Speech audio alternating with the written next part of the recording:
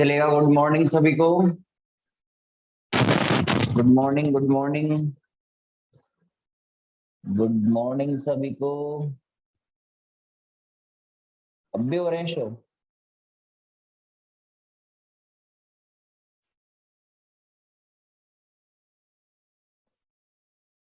अब थोड़ी हो रहे हैं। गुड मॉर्निंग, ठीक है ना? चलेगा।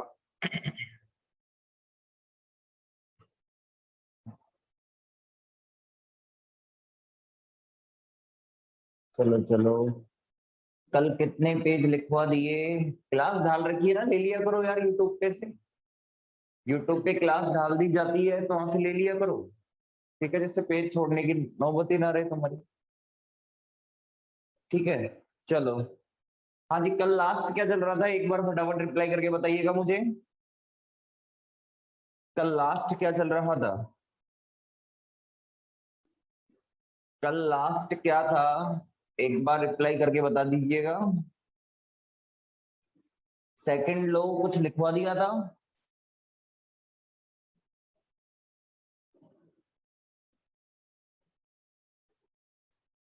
सेकंड लो हो गया। सेकंड लो लास्ट लाइन पूरा कंप्लीट हो गया था। सेकंड लो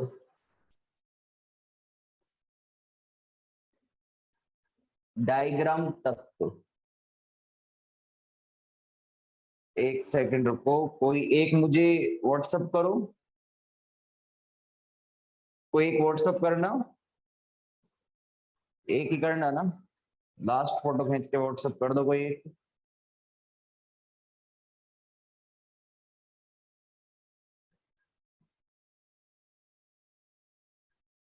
बस आ गया, मत करना कोई भी ना। चलो, अच्छा नोट पॉइंट लिख लिया आप लोगों ने। ओके ओके ओके, ठीक है ठीक है ठीक है ठीक है सब। बस बस बस, ठीक है ना। चलो, ध्यान दीजिएगा ना। अब सुनो सारे के सारे ढंग से, देखिए। तो अपना चल रहा था भाई किरचॉफ का द्वितीय नियम।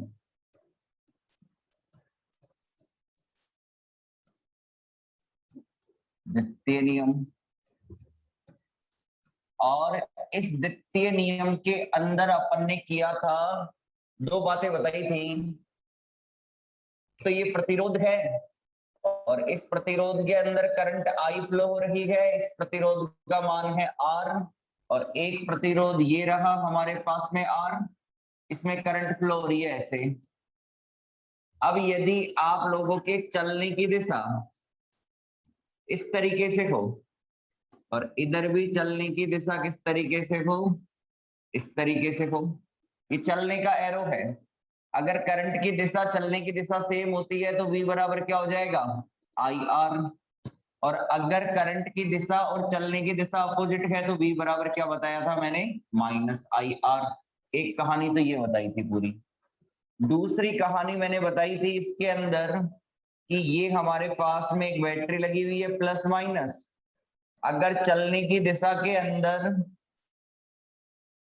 ये माइनस प्लस हो गई, अगर अपन ऐसे चल रखे हैं, ये एरो लगा हुआ है ना, तो चलने की दिशा में यदि बैटरी का पॉजिटिव टर्मिनल आए तो इसका विद्युत वाहक बल प्लस ई हो जाएगा, और चलने की दिशा में बैटरी का नेगेटिव टर्मिनल आए तो इसका विद्युत वाहक बल माइनस ई हो जाएगा। ठीक है, फिर हमने क्या किया था, एक परिपथ लिया था कुछ इस तरीके से।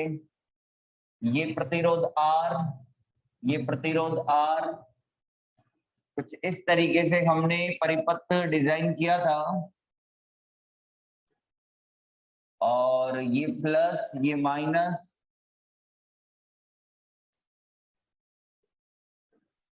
ये प्लस ये माइनस, ये E2 था, ये E1 था, और मैं ऐसे कह रहा था करंट ऐसे फ्लो हो रही है। ठीक है, ये R1 है, ये R2 है। तो देखो मैंने क्या बताया था आप लोगों को, एक बार बोर्ड पे देखना। अभी कुछ नहीं लिखवा है, जो कल जो चल रहा था ना उसी को शॉर्ट में रिपीट कर रहा हूँ एक बार ना, फिर लिखवाता हूँ ना, फिर बात करते हैं। ये चलने की दिशा है, अब देखो अपन चल ऐसे रहे हैं नीचे से ऊपर की तरफ, इधर देखो कैसे चल रहे हैं नीचे से ऊपर की तरफ, तो बैटरी का कौन सा टर्मिनल आया, नेगेटिव टर्मिनल आया यानी माइनस का E1। फिर अपन इधर चलेंगे, देखो करंट की दिशा भी इधर है ऐसे है, और चलने की दिशा भी ऐसे है, तो करंट की दिशा और चलने की दिशा सेम होगी, तो V बराबर IR, तो IR1 हो जाएगा। इधर चलने की दिशा ऐसी है, करंट की दिशा भी ऐसी है, तो ये हो जाएगा IR2। फिर अब यहां से चल के आएंगे ऊपर से नीचे, तो पहले कौन सा टर्मिनल आ रहा है, पॉजिटिव, तो E2 बराबर क्या हो जाएगा 0। I कॉमन ले लिया था तो ये आ गया था R1 प्लस R2, और इसको इधर ले आए थे अपन, तो ये आ गया था E1 माइनस का E2। ये आ गया था हमारे पास में लास्ट क्लास के अंदर। इतना पिछली लास्ट क्लास के अंदर हो गया था रे ना, ये लास्ट क्लास का है ना, लास्ट क्लास का जो हुआ था ये था, ठीक है ना। अब आ जाओ, सबसे पहले पहला स्टार पॉइंट लगाना है आप लोगों को इसके अंदर, तो लिखो, लिखना लिखना यह नियम बंद परिपथ में उपयोग में लिया जाता है। यह नियम बंद परिपथ में उपयोग में लिया जाता है। यह नियम बंद परिपथ में उपयोग में लिया जाता है। बंद परिपथ। दूसरा लिखना, सेकंड लगाओ, इस नियम का उपयोग, इस नियम का उपयोग लूप ब्रैकेट के अंदर लिख दो पास विश्लेषण में किया जाता है। किरचॉफ के पहले नियम का उपयोग तो किसमें किया जाता था, संधि विश्लेषण के अंदर, और इसका उपयोग कहां किया जाता है, लूप ब्रैकेट के अंदर लिख लेना पास विश्लेषण में किया जाता है इस नियम का उपयोग। तीसरा स्टार पॉइंट लगाइएगा सारे के सारे,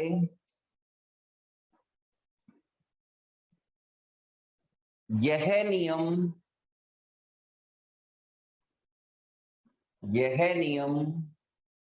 ऊर्जा संरक्षण के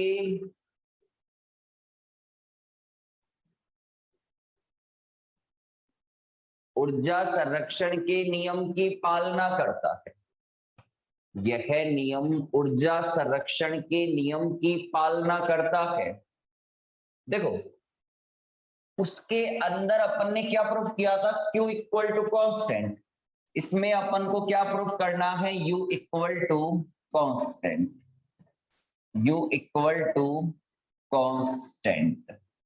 क्या प्रूफ करना है, U equal to constant proof करना है। बड़ा ही सिंपल प्रूफ है, आ जाओ बोर्ड पे। वैसे तो इसके प्रूफ की कोई जरूरत नहीं है, लेकिन फिर भी आप लोगों को करवा दे रहे हैं, ध्यान दीजिएगा सारे के सारे, बहुत ही सिंपल है। सेकंड पॉइंट ये है, इस नियम का उपयोग लूप या पास विश्लेषण में किया जाता है। आ जाओ ना, इसका प्रूफ कैसे होगा, ध्यान दीजिएगा सारे के सारे, बड़ा सटीक ध्यान देना है ना। चलो ध्यान दो, इस नियम का उपयोग ऊर्जा संरक्षण में होता है किस तरीके से, यानी यू कांस्टेंट प्रूफ करना है। देखो ये नियम क्या कहता है, पहले तो ये समझो। ये नियम ऐसे कहता है कि एक बंद परिपथ में चला जाए किसी एक निश्चित दिशा में, तो सेल का विद्युत वाहक बल और प्रतिरोध के सिरों पर विभव पतन, मेरी बात सुनना, सेल का विद्युत वाहक बल और प्रतिरोध के सिरों पर विभव पतन का बीजगणितीय योग शून्य होता है। तो क्या इस बात को मैं ऐसे लिख सकता हूं, किरचॉफ के द्वितीय नियम से, देखना किरचॉफ के द्वितीय नियम से क्या अपन इसको ऐसे लिख सकते हैं रे, समेशन V इक्वल टू 0। वोल्टाओं का जो समेशन है उसका मान क्या कर दिया अपन ने 0 करके, जैसे वहां पे KCL के अंदर क्या था, समेशन I बराबर क्या था 0 था। तो क्या यहाँ पे अपन ऐसे लिख सकते हैं समेशन बी इक्वल टू 0, यानी वोल्टाओं का जो बीजगणितीय योग है वो किसके बराबर है, 0 के बराबर। इसमें धाराओं का बीजगणितीय योग 0 के बराबर था, इसमें वोल्टाओं का बीजगणितीय योग 0 के बराबर है। अब देखो इसको ऐसे लिख सकते हैं, मान लो समेशन बी को मैं कैपिटल बी मान लेता हूँ, 0 कांस्टेंट है तो इसको मैं ऐसे लिख देता हूँ कांस्टेंट, इसको दे देता हूं मैं समीकरण नंबर 1। अब ध्यान देना, विद्युत विभव की परिभाषा से, विद्युत विभव की परिभाषा से जो फॉर्मूला है वो लिखेंगे अपन तो डायरेक्ट कि V इक्वल टू होता है W अपॉन Q। ये आ गया समीकरण नंबर 2। अब अपन लिख सकते हैं, देखना सारे के सारे, समीकरण 1 व 2 से W upon Q equal to constant,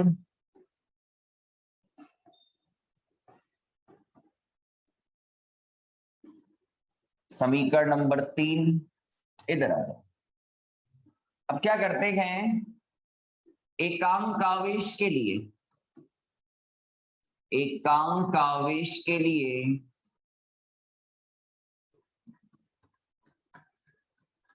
Q बराबर 1 कर देते हैं, तो समीकरण 3 से यह आ जाएगा W इक्वल टू कॉन्स्टेंट।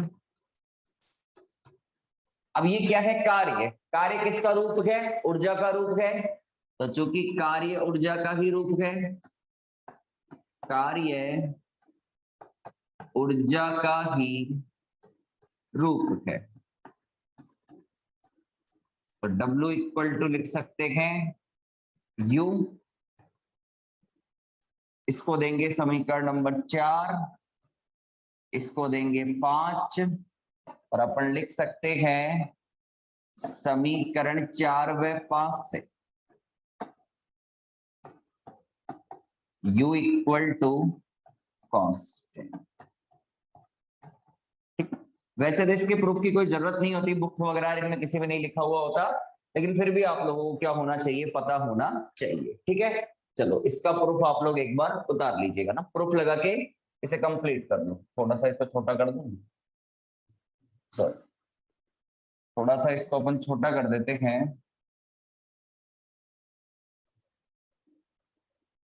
हाँ जी, उतार लो इसे।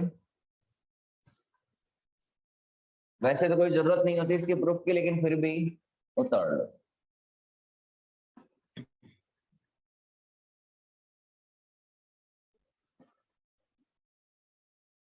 अब इसके बाद में टॉपिक आएंगे काम के, ये तो बेसिक चीजें थी सारी की सारी, ठीक है ना। अब जो टॉपिक आएंगे वो सारे काम के टॉपिक आएंगे, ठीक है ना। समीकरण एक किरचॉफ का फर्स्ट नियम, कहां से आ गया है फर्स्ट नियम, समीकरण एक किरचॉफ का, तो समेशन I इक्वल टू 0 होता है इसमें भाई। किरचॉफ का पहले नियम के अंदर समीकरण I इक्वल टू 0 होता है। लाइट लो है आपके रूम की, नहीं भाई कुछ भी नहीं है, लाइट लो, 3 बड़े बड़े पैनल चल रहे हैं, 6, छोटा सा रूम है बहुत, और उसमें 3 2x2 के पैनल लगे हुए हैं बड़े बड़े, 2 फीट चौड़े 2 फीट लंबे पैनल चल रहे हैं 3।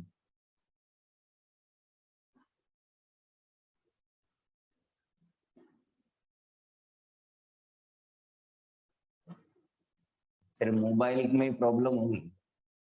परसों से क्लास भाई एप्लीकेशन पे चलेगी है ना, ध्यान रखना, परसों से क्लास अपनी एप्लीकेशन पे चलेगी।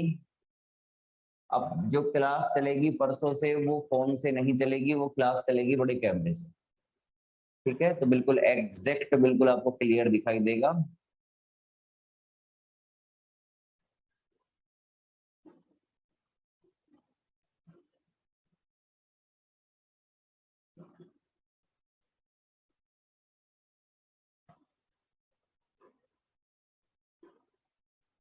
कल तो छुट्टी रखेंगे ना, अरे तो अभी तो फोन से ले रहा हूं मैं क्लास, दादा, और इसमें भी काफी अच्छा क्लियर दिख रहा है।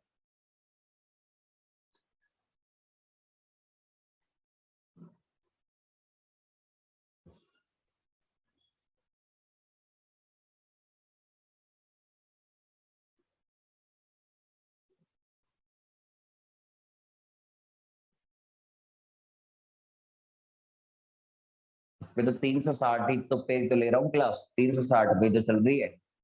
जब उस पे 1080 पे चलेगी तो पता ही नहीं चलेगा तेरे नेट का। क्वालिटी तो बहुत अच्छी मिल जाएगी, लेकिन नेट भी तो जरूरी होना चाहिए।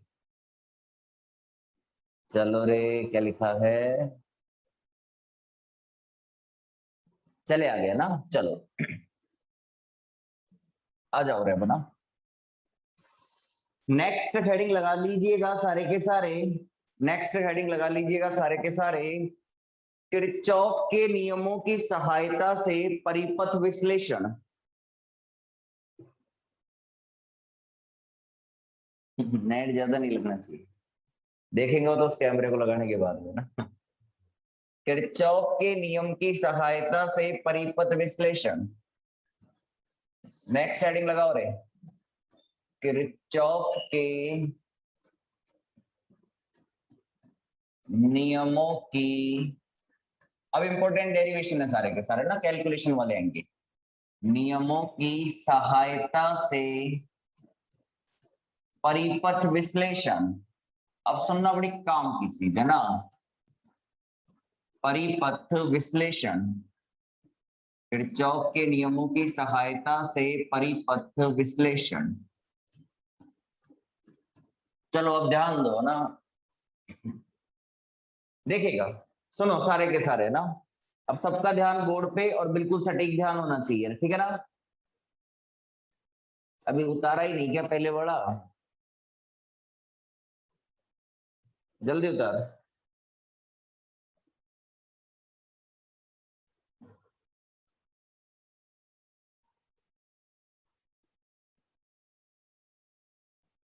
एक डेट से लेंगे एप्लीकेशन पे, नहीं भाई मैं तो कल से लूंगा, परसों से लूंगा एप्लीकेशन पे क्लास,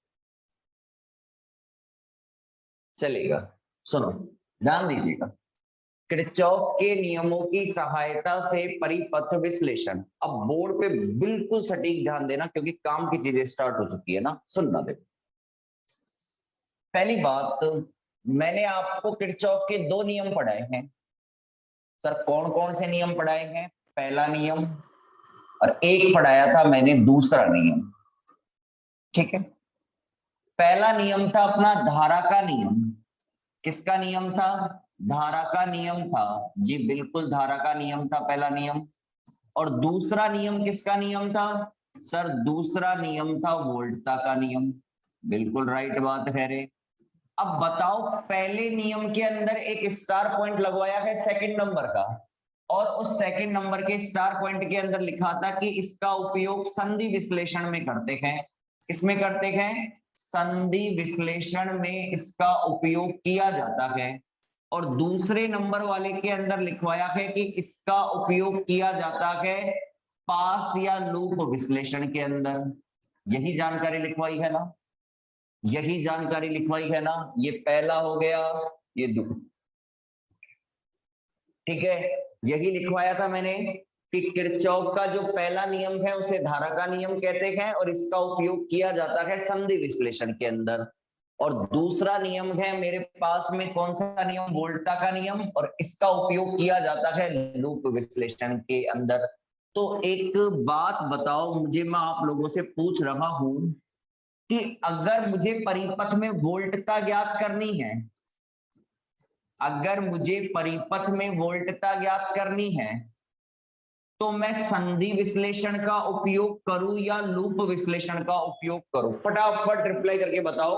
अगर मुझे परिपथ में वोल्टता ज्ञात करनी है, तो वोल्टता को ज्ञात करने के लिए मैं संधि विश्लेषण का उपयोग करूं या लूप विश्लेषण का उपयोग करूं? लूप विश्लेषण का, लूप विश्लेषण का, बिल्कुल बिल्कुल राइट, बिल्कुल बिल्कुल बिल्कुल राइट, बिल्कुल राइट, बिल्कुल रॉन्ग, ठीक है। आपने बोला लूप विश्लेषण का, बिल्कुल गलत है भाई।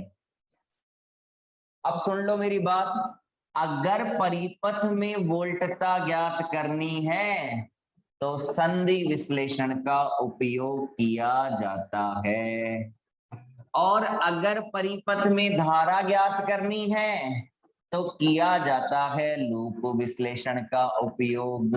मेरी बात सुनना बड़ी काम की चीज है, स्टूडेंट उलझ जाते हैं इन चीजों को लेके। देखो, किरचॉफ का जो पहला नियम है वो नियम है धारा का नियम, और इस नियम का उपयोग किया जाता है किसके अंदर? संधि विश्लेषण के अंदर। पर इससे धारा कैलकुलेट नहीं होती, इससे वोल्टेज कैलकुलेट होता है। किरचॉफ का जो दूसरा नियम है ये है वोल्टता का नियम, और ये यूज में लिया जाता है किसमें? लूप विश्लेषण के अंदर। पर इससे अपन को वोल्टता कैलकुलेट नहीं होती, इससे अपन को करंट कैलकुलेट होती है। अब सर ये कैसे? अभी हम संधि विश्लेषण कराएंगे आप लोगों को, उसमें किरचॉफ का पहला नियम लगाऊंगा लेकिन कैलकुलेट करूंगा मैं वोल्टेज, और फिर लूप विश्लेषण कराऊंगा उसके अंदर मैं कैलकुलेट करूंगा क्या? करंट, और यूज करूंगा मैं वोल्टेज लॉ किसका? किरचॉफ का। ये बात क्लियर समझ में आई? फटाफट रिप्लाई करके बताओ, फटाफट। जिन्होंने जंक्शन बोला है ना उन्होंने हो सकता है मेरी क्लास ले ली होगी, है ना? ऑनलाइन ले ली होगी, सॉरी ऑफलाइन ले ली होगी मेरी क्लास उन लोगों ने, या मेरे नोट्स होंगे उन लोगों के पास में, या उन लोगों ने अभी ऑफलाइन में तो पढ़ा दिया मैंने, संधि विश्लेषण पूरा हो गया, उसके न्यूमेरिकल भी हो गए, इसके बाद में लूप विश्लेषण भी कल की क्लास के अंदर स्टार्ट हो गया था।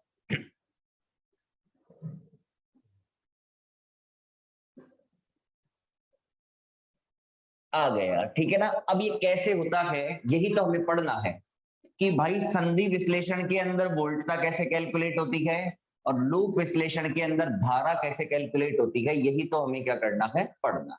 ठीक है ना? यही हमें पढ़ना है, तो ये चीज ध्यान देना। किरचॉफ का पहला नियम धारा का नियम है, इसका उपयोग होता है संधि विश्लेषण में, लेकिन कैलकुलेट होती है इससे वोल्टेज। किरचॉफ का दूसरा नियम है ये वोल्टता का नियम है, लेकिन इससे कैलकुलेट होती है हमारे पास में क्या?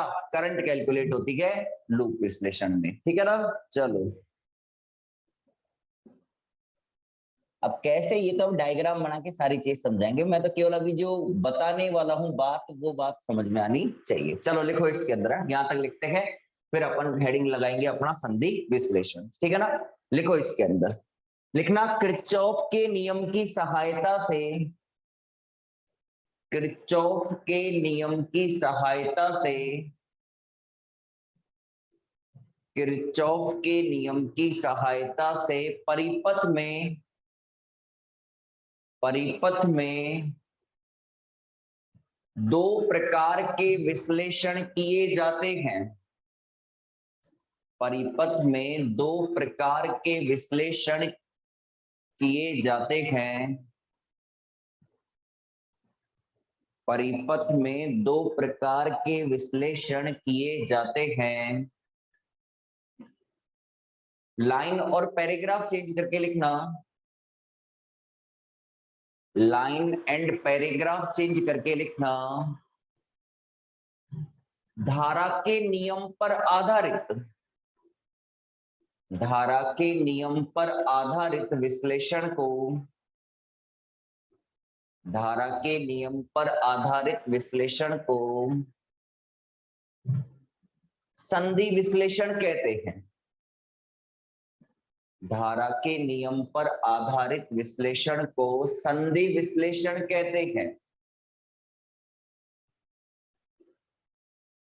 और सेकंड पॉइंट के अंदर लिख लो, वोल्टता के नियम पर आधारित विश्लेषण को, और सेकंड पॉइंट लिखना, वोल्टता के नियम पर आधारित विश्लेषण को लूप विश्लेषण कहते हैं। वोल्टता के नियम पर आधारित विश्लेषण को लूप विश्लेषण कहते हैं। वोल्टता के नियम पर आधारित विश्लेषण को लूप विश्लेषण कहते हैं। क्लियर? क्लियर है? वोल्टता के नियम पर आधारित विश्लेषण को लूप विश्लेषण कहते हैं।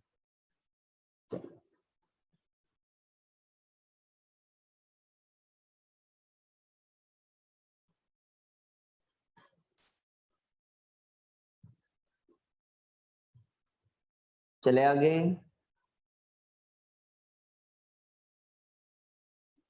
चलो ठीक है, आगे लिखिए। नोट पॉइंट लगाओ,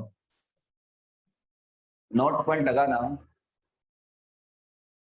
लिखना नोट पॉइंट के अंदर, नोट लगा के लिखो।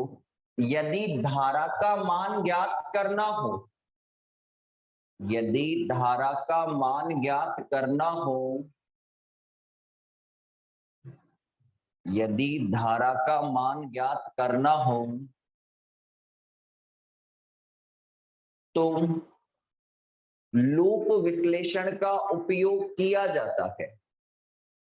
यदि धारा का मान ज्ञात करना हो तो लूप विश्लेषण का उपयोग किया जाता है।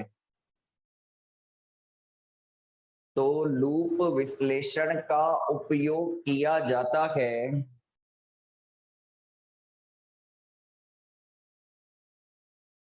और यदि वोल्टता का मान ज्ञात करना हो, और यदि वोल्टता का मान ज्ञात करना हो, और यदि वोल्टता का मान ज्ञात करना हो तो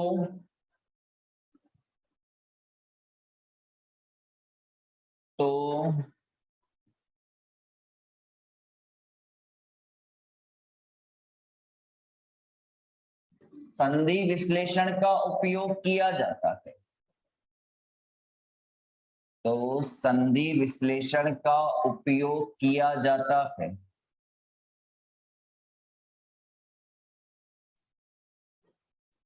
तो संधि विश्लेषण का उपयोग किया जाता है।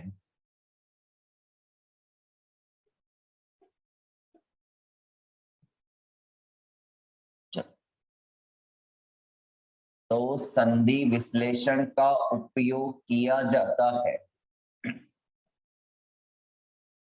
तो संधि विश्लेषण का उपयोग किया जाता है। ठीक है, अब सबका ध्यान बोर्ड पर, बिल्कुल सटीक ध्यान।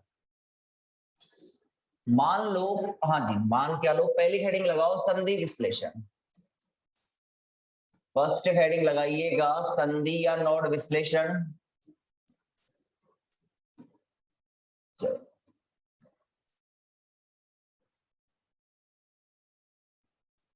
हाँ जी, आ जाओ अब सारे के सारे बोर्ड पे ध्यान दो, सबका ध्यान बोर्ड पर, बिल्कुल सटीक देखिएगा।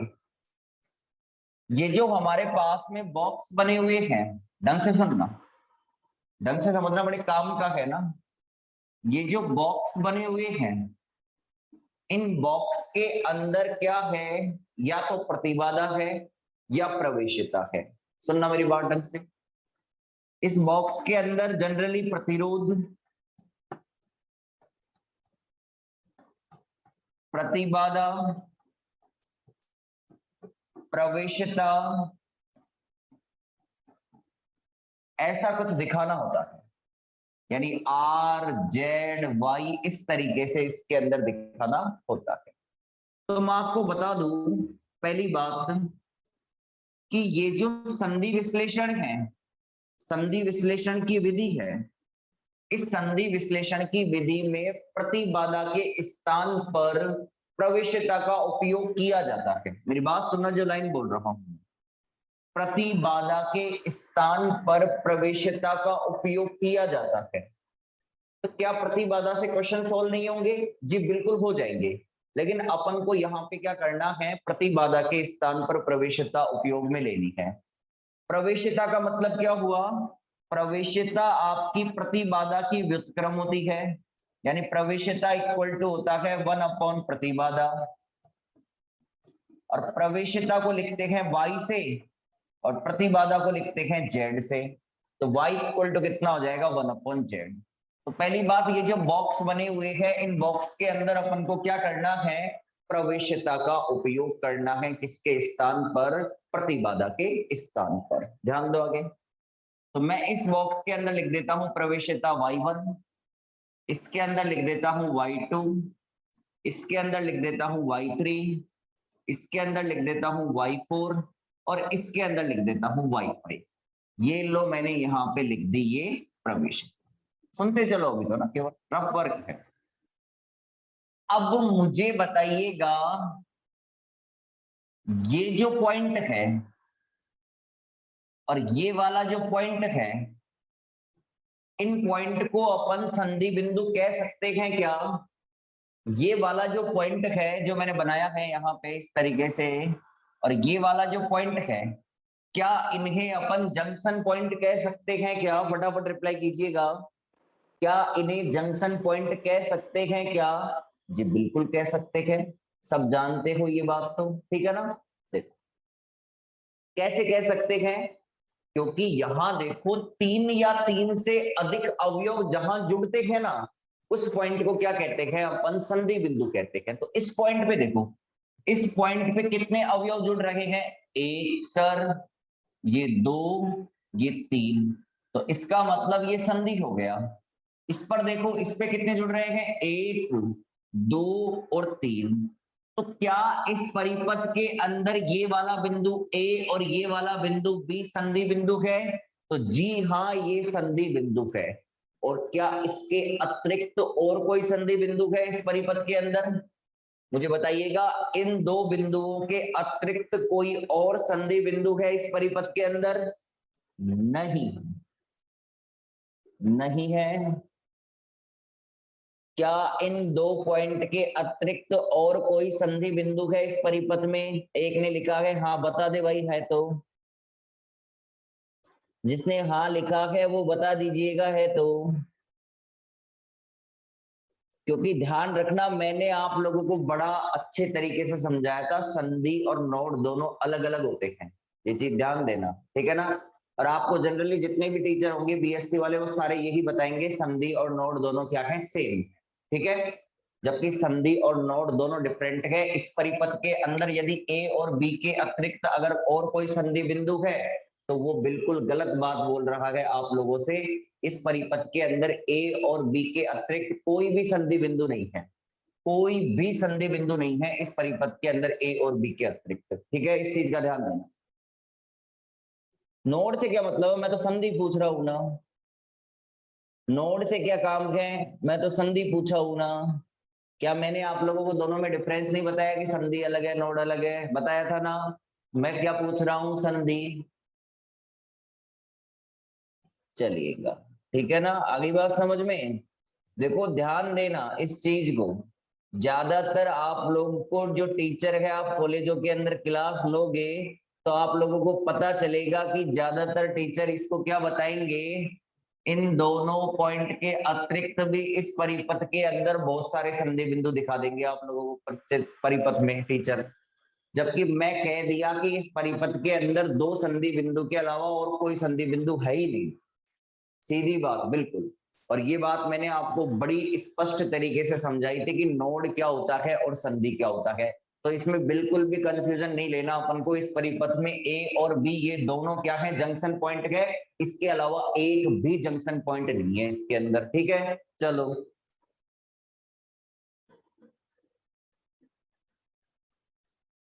आगे बात समझ में।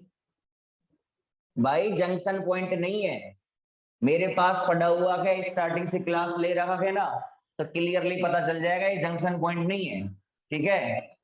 ये जंक्शन पॉइंट नहीं है। अगर मेरे पास क्लास ली है ना किसी ने, तो उसे पता चल जाएगा ये जंक्शन पॉइंट नहीं है। जंक्शन पॉइंट वे पॉइंट होते हैं जहां तीन या तीन से अधिक सक्रिय अवयव जुड़ते हैं, उसे कहते हैं जंक्शन पॉइंट, ठीक है। ठीक है, मुझे 100% पता है टीचर आपको ये भी बोलेगा कि ये भी जंक्शन है, ये भी जंक्शन है, लेकिन 100% गलत है ये बात कि ये जंक्शन नहीं है ना ही ये जंक्शन है। जंक्शन पॉइंट केवल ए और बी है, इसके अलावा कोई जंक्शन पॉइंट नहीं है, ठीक है। ठीक है, जितनी भी रेफरेंस बुकें हैं बड़ी हाई लेवल की, फॉरेनर की, राइटरों की लिखी हुई, उनके अंदर आपको स्पष्ट रूप से बता दिया जाएगा कि A and B are junction point, इसके अलावा कोई जंक्शन पॉइंट नहीं है इसके अंदर, ठीक है। सब पागल बनाने की बातें हैं, ठीक है। चलो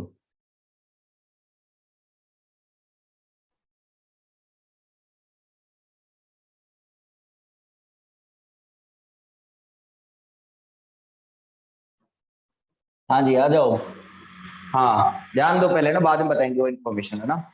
चलो, अब क्लियर है ये बात बिल्कुल 100% कि ए और बी के अलावा कोई भी जंक्शन पॉइंट नहीं है, ठीक है। ए और बी के अलावा कोई भी जंक्शन पॉइंट नहीं है, ये बात क्लियर है।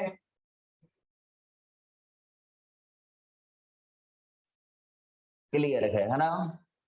ठीक है ना, इस चीज का ध्यान रखना ना। देखो बहुत बड़ी गलती हो जाती है, ये सबसे बड़ी गलती हो जाती है स्टार्टिंग का ही है ये इलेक्ट्रॉनिक्स के अंदर, है ना। हम बहुत ज्यादा कंफ्यूजन में आ जाते हैं, जंक्शन क्या है, नोड क्या है।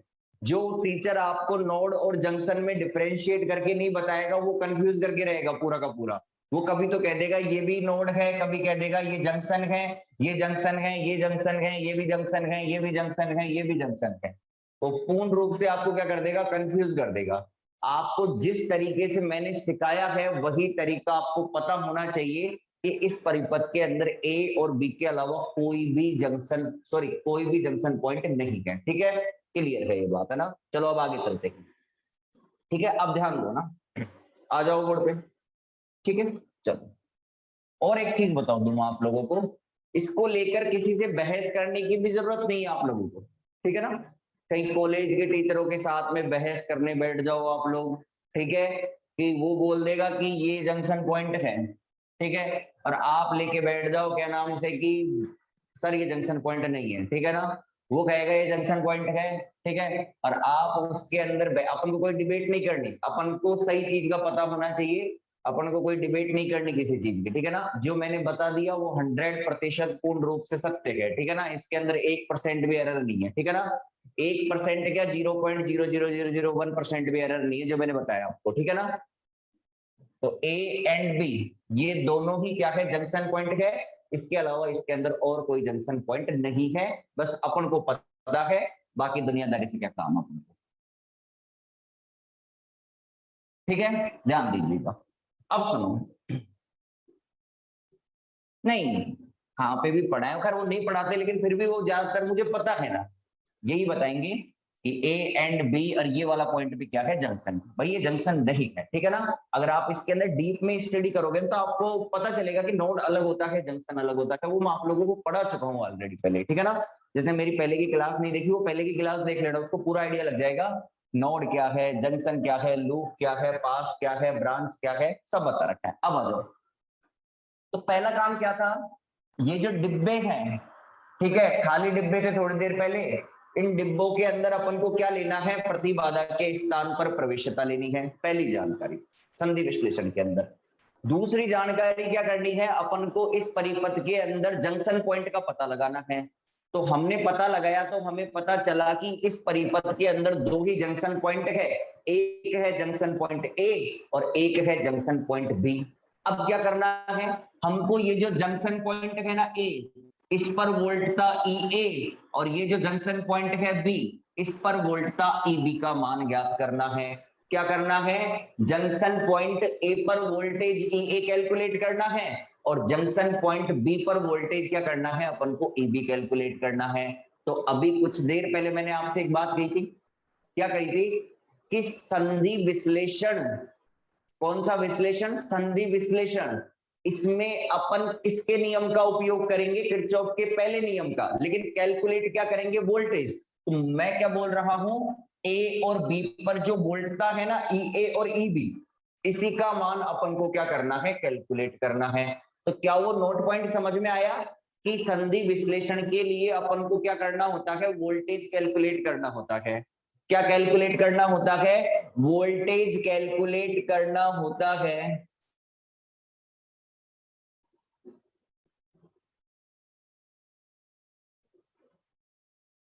फाइनल के बोले, फाइनल के अंदर मेरे चल रहा है क्वांटम मैकेनिक्स, है ना। फाइनल के अंदर चल रहा है क्वांटम मैकेनिक्स, ठीक है। चलो, फर्स्ट ईयर में मैकेनिक्स, सेकंड ईयर के अंदर इलेक्ट्रॉनिक्स, और फाइनल के अंदर चल रहा है क्वांटम मैकेनिक्स, ठीक है। हाँ, तो मैं क्या बोल रहा हूँ कि ए और बी जंक्शन पॉइंट है, और इन पर हमें क्या कैलकुलेट करना है, वोल्टेज कैलकुलेट करना है। तो क्या पता चल गया आप लोगों को नोट पॉइंट का, कि संधि विश्लेषण के लिए अपन क्या करेंगे, वोल्टेज कैलकुलेट करेंगे, और लूप विश्लेषण के अंदर करंट कैलकुलेट करेंगे, वो तो आगे आएगा। ये बात पता चली आपको, इस संधि विश्लेषण के अंदर अपन क्या कैलकुलेट करेंगे, वोल्टेज कैलकुलेट करेंगे। ये बात पता चली? एक बार रिप्लाई करके बताओ फटाफट, एक बार रिप्लाई करके बताओ, ये बात पता चली आप लोगों को कि संधि विश्लेषण के अंदर अपन वोल्टेज कैलकुलेट करेंगे, वोल्टेज कैलकुलेट करने आए हैं अपन। चलो ठीक है, छोटी छोटी बातें हैं, पता रहनी चाहिए। अब आ जाओ, और क्या जानकारी है इसके लिए, देखो अब अपना काम है जीरो वोल्टेज कहां कहां है उन पॉइंट का पता लगाना है। सर जीरो वोल्टेज का कैसे पता चलता है, ध्यान दो बोर्ड पे, बिल्कुल सटीक बोर्ड पे ध्यान देना। जीरो वोल्टेज का कैसे पता चलता है, जैसे मान लो ये एक बैटरी है, बिल्कुल ये बैटरी है, ये इसका प्लस टर्मिनल है, ये इसका माइनस टर्मिनल है, जी बिल्कुल। अगर मैं ऐसे कहूं कि ये बैटरी 5 वोल्ट की है, कितने वोल्ट की है, 5 वोल्ट की, तो इसका मतलब क्या होता है, इसका मतलब होता है प्लस टर्मिनल 5 वोल्ट पर है और माइनस टर्मिनल कितने वोल्टेज पर है, 0 वोल्टेज पर। प्लस टर्मिनल 5 वोल्ट पे है, माइनस टर्मिनल 0 वोल्ट पे है। प्लस टर्मिनल 5 वोल्ट पे है, माइनस टर्मिनल 0 वोल्ट पे है। तो क्या मैं ऐसे कह सकता हूं कि बैटरी का नेगेटिव टर्मिनल 0 वोल्टेज पर ही होगा? क्या मैं ऐसे कह सकता हूं बैटरी का नेगेटिव टर्मिनल 0 वोल्टेज पर होगा? सर बिल्कुल कह सकते हो कि बैटरी का नेगेटिव टर्मिनल 0 वोल्टेज पे होगा। तो क्या पता चला, ये बैटरी का प्लस है और ये बैटरी का माइनस है, तो प्लस तो कितने पे होगा, ई वोल्टेज पे होगा, और माइनस किस पे होगा, 0 वोल्ट पे। तो इधर का वोल्टेज कितना हो गया, 0, ठीक है ना। माइनस किस पे होगा, 0 वोल्टेज पे, प्लस किस पे होगा, ई पे होगा, प्लस ई पे। अब देखो इससे क्या क्या जुड़ा हुआ है, इस 0 वोल्टेज से, इस 0 वोल्टेज से ये वाला पॉइंट जुड़ा हुआ है, तो इधर भी वोल्टेज 0 हो गया। इस 0 वोल्टेज से ये वाला पॉइंट भी जुड़ा हुआ है, तो इधर वोल्टेज 0 हो गया। ये वोल्ट भी जुड़ा हुआ है, तो इधर भी वोल्टेज गया। इस 0 वोल्टेज से ये वाला पॉइंट जुड़ा हुआ है, तो इधर भी वोल्टेज क्या हो गया, 0 हो गया। क्या ये पता चल गया, 0 वोल्टेज यहाँ पे कैसे लिखा है मैंने? फटाफट रिप्लाई करके बताइएगा, क्या ये पता चल गया 0 वोल्टेज कैसे लिखा है मैंने? क्लियर? देखो संधि विश्लेषण 5 मिनट का भी नहीं है टोटल, पूरा कंप्लीट है ना, 5 मिनट का भी नहीं है टोटल मेरे लिए संधि विश्लेषण कराना। लेकिन छोटी छोटी बातें अगर आपको पता है ना, तो आपको याद करने के अंदर चीजों को आसानी हो जाती है, ठीक है ना। जानकारी छोटी छोटी अच्छे से पता है तो आपको न्यूमेरिकल करने में प्रॉब्लम नहीं आएगी, आपसे फटाफट चीजें होंगी कंप्लीट, ठीक है ना, इसलिए जरूरी है। चलो चलो चलो चलो, ठीक है।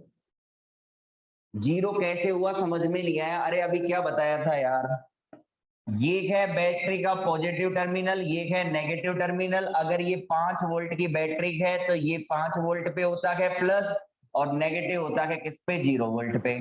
तो ये प्लस ई वोल्ट की बैटरी है, तो ये है प्लस वाला तो ई पे हो जाएगा और माइनस वाला 0 पे। अब इधर 0 है तो इससे कनेक्ट ये है, इधर भी 0 होगा, इससे कनेक्ट ये है, इधर भी 0 होगा, इससे कनेक्ट ये है, इधर भी 0 होगा, इससे कनेक्ट ये है, इधर भी क्या होगा, 0 होगा, ठीक है। नेगेटिव पर हमेशा ही 0 होगा, बिल्कुल नेगेटिव पर हमेशा ही 0 होगा। वो कंडीशन अलग हो सकती है, वो आगे मैं न्यूमेरिकल लूंगा ना, आगे और कंडीशन भी बन सकती है, वो आगे आपको बताया जाएगा। फिलहाल अभी यहाँ जो ले रखा है उस पर ये सारे नेगेटिव वाले क्या हैं, 0 वोल्टेज पे हैं, सारे नेगेटिव वोल्टेज वाले क्या हैं, 0 वोल्टेज पे हैं। आगे कोई कंडीशन आएगी ना ऐसी कि जहां नेगेटिव किसी और वोल्टेज पे हो सकता है, वो मैं आपको बताऊंगा, ठीक है ना। वो कंडीशन अलग हो सकती है कि कभी नेगेटिव 0 पे ना हो, मेरी बात सुनना, कभी नेगेटिव 0 पे ना हो, वो कंडीशन अलग हो सकती है। आगे एक न्यूमेरिकल आएगा अपने यहाँ पे ना, इसी के अंदर आगे आएगा एक न्यूमेरिकल, उसके अंदर आएगी वो कंडीशन, ठीक है ना। तो मैं वो डायग्राम पूरा कंप्लीट सर्किट बनेगा ना, उसी के अंदर बताऊंगा वो चीज, ठीक है, ठीक है। जनरली आपको ऐसे परिपथ देखने को मिलेंगे, उसके अंदर एक सोर्स लगा हुआ है, तो वहां पे जो नेगेटिव होगा वो किस पे होगा, 0 वोल्टेज पे होगा, ठीक है। चलो चले, तो क्या क्या जानकारी मिली इसके लिए, संधि विश्लेषण के लिए जो जानकारी मिली वो जानकारी लिखते हैं अपन पहले शॉर्ट के अंदर। अपने स्टार पॉइंट के अंदर आनी चाहिए जानकारी। क्या? पहली बात, डिब्बों के अंदर प्रवेशिता रखनी है। सर प्रवेशिता को किससे इंडिकेट करेंगे? वाई से इंडिकेट करेंगे। प्रवेशिता प्रतिबाधा की व्युत्क्रम होती है, पहला काम। दूसरा काम, परिपथ में संधि बिंदु का पता लगाना। संधि बिंदु कौन कौन से हैं? तो पता लगाया, ए और बी क्या है? संधि बिंदु है।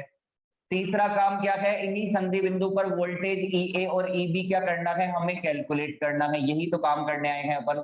तो वो नोट पॉइंट भी आप लोगों का क्लियर हो गया कि यदि वोल्टेज कैलकुलेट करना है तो संधि विश्लेषण का उपयोग करना है। चौथा काम क्या है कि जीरो वोल्टेज वाले पॉइंट ढूंढने हैं। जीरो वोल्टेज वाले पॉइंट यहाँ पे क्या करने हैं? अपन को ढूंढने हैं परिपथ के अंदर। तो ये चार जानकारी अभी अपन ने यहाँ पे आप लोगों को दी है। ये चार जानकारी अभी हमने यहाँ पे आप लोगों को दी है। ठीक है, चलो लिखो, हेडिंग लगाओ, संधि या नोड विश्लेषण। इसके अंदर लिखना, इस विधि में, लिखो, इस विधि में प्रतिबाधा के स्थान पर, इस विधि में प्रतिबाधा के स्थान पर प्रवेशिता का उपयोग किया जाता है। इस विधि में प्रतिबाधा के स्थान पर प्रवेशिता का उपयोग किया जाता है। इस विधि में प्रतिबाधा के स्थान पर प्रवेशिता का उपयोग किया जाता है।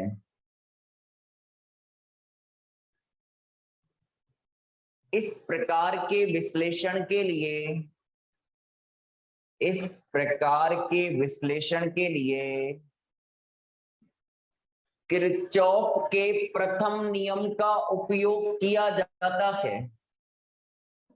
इस प्रकार के विश्लेषण के लिए किरचॉफ के प्रथम नियम का उपयोग किया जाता है। किरचॉफ के प्रथम नियम का उपयोग किया जाता है।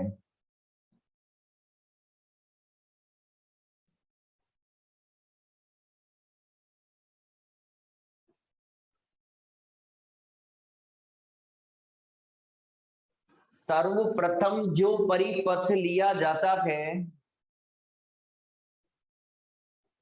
सर्वप्रथम जो परिपथ लिया जाता है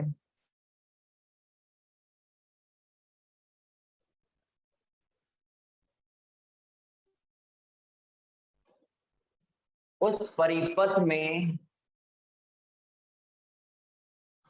उस परिपथ में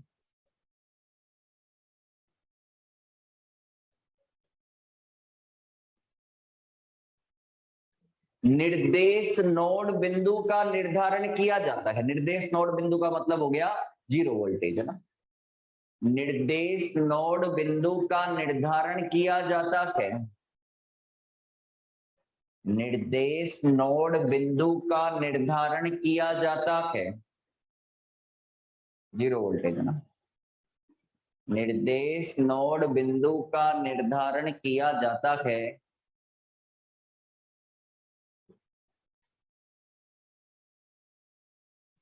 लाइन और पैराग्राफ चेंज करके लिखना।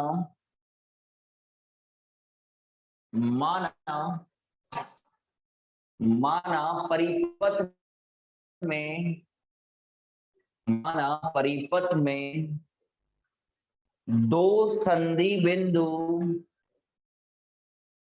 स्मॉल ए व स्मॉल बी है। दो संधि बिंदु स्मॉल ए व स्मॉल बी है। स्मॉल ए व स्मॉल बी है, जिन पर वोल्टता क्रमशः है, जिन पर वोल्टता क्रमशः है ई ए व ई बी है।